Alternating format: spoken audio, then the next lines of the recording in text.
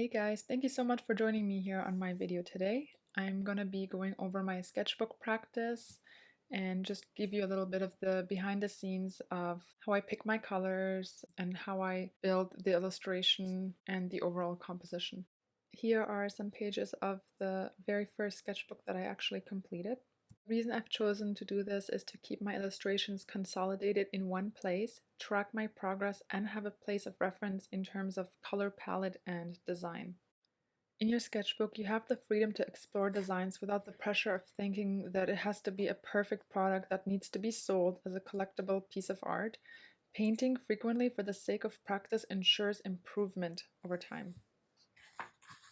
As for references, I like to keep books that have beautiful images and invoke a feeling of wanting to create something beautiful on paper.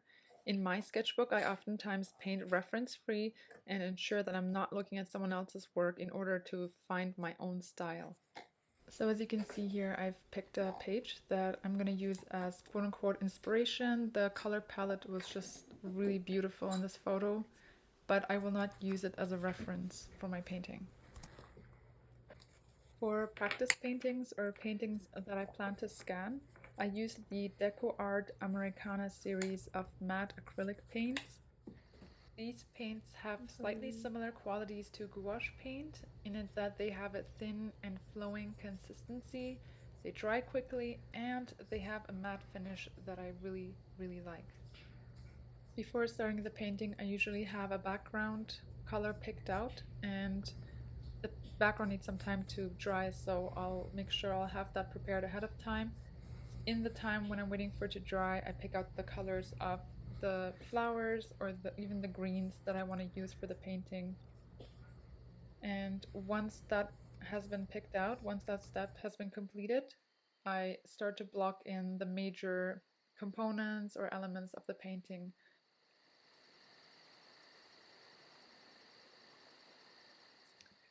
The method that I usually implement for paintings such as these, and by that I mean paintings where I haven't used a reference or I haven't planned the composition out ahead of time, is that I typically map out the elements by blocking them in, which in this case is the cluster of pink roses at the bottom and the eucalyptus stem.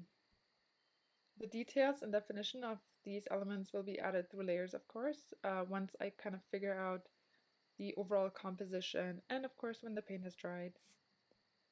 In this particular painting, I found it a bit challenging to work with the odd composition I started off with. The eucalyptus stem is awkwardly poking out from the side, but I overcame this by reminding myself that this is my sketchbook and it's a safe place for me to explore some ideas. And now the red flowers I've put in are just another element I was a bit unsure about. I thought I would just go with it and kind of see where it will end up.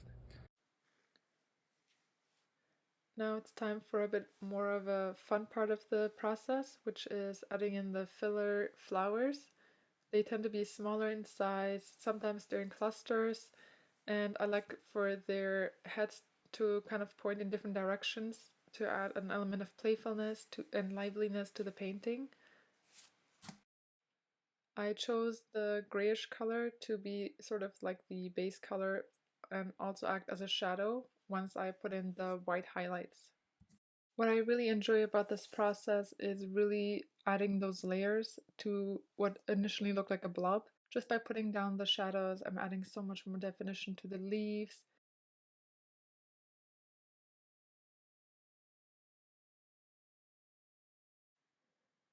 And of course, it never hurts to add some filler leaves to balance out the composition a little more.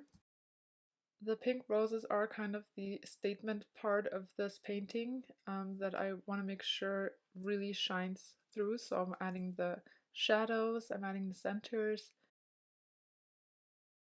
And to give these guys a bit more of a wow factor, I mixed some white with bright orange to add another layer of highlights, but a lot smaller than the initial ones. This stage of the painting process is very satisfying, but it can also be a bit tricky because I don't want to be adding too many details or overworking the piece. I want to have minimal strokes, but still have a very nice effect at the end. The fact that the white color is really popping out in this painting, in my opinion, kind of improved it overall, just because I felt like the colors were becoming a bit saturated, and some nice contrast can really amp up the overall painting. And here it is. I'm happy that I was able to make the awkward composition work, and I love the colors on the page. Thank you for taking your time to join me here today. And if there's anything you would like to learn from me here on YouTube, please do let me know in the comment section below. Bye for now.